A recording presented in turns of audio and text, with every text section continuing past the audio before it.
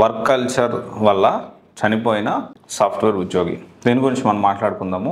అతని పేరు వచ్చేసి నిఖిల్ సోమవంశి. సో 25 ఇయర్స్, చాలా చిన్న ఏజ్. అండ్ బెంగళూరులో ఓలా ఏఐ కంపెనీ కృత్రిమలో, దీనికి సంబంధించిన కృత్రిమలో అంటే అక్కడ జరిగిందని కాదు, కృత్రిమలో పనిచేస్తూ ఉన్నాడు. సో సరస్సులో శవమై తేలాడు. So 25 years machine learning engineer ఇతను.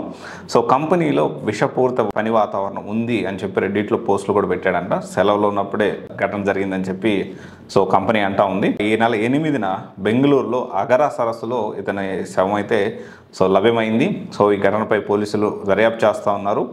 సో అయితే బెంగళూరులోని ప్రతిష్టాత్మక ఇండియన్ ఇన్స్టిట్యూట్ ఆఫ్ సైన్స్లో మాస్టర్స్ డిగ్రీ చేశాడు. లాస్ట్ ఇయర్ ఆగస్టులోనే కృత్రిమలో జాయిన్ అయ్యాడు. సో అంటే దీనికి సంబంధించి కంపెనీ వాళ్ళు మాకేం సంబంధం లేదు అని అంటా ఉన్నారు. ఒకటే చెప్తా ఉన్నా, మిషన్ లెర్నింగ్ మంచి కాలేజీలో చదివాడు.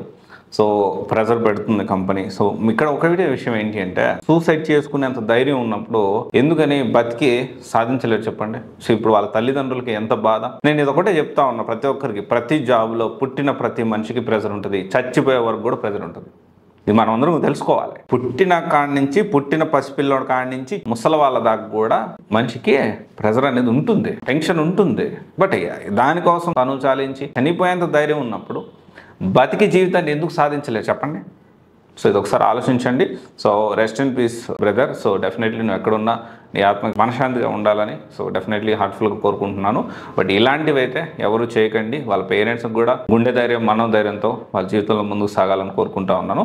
ఎనీవే, వర్క్ ప్రెజర్ ఉందని చెప్పి ఇలాంటి పనులు చేయకండి. మంచి జీవితాన్ని, మంచి లైఫ్ని, చిన్న age 25 years, this is very sad. Anyway, ఒకసారి ఆలోచించండి. సూసైడ్ చేసుకునేంత ధైర్యం ఉన్నప్పుడు ధైర్యంగా ఎలా బతకాలో మీరు ఆలోచించగలుగుతారు. అలాగే ఆలోచించండి. Thank you.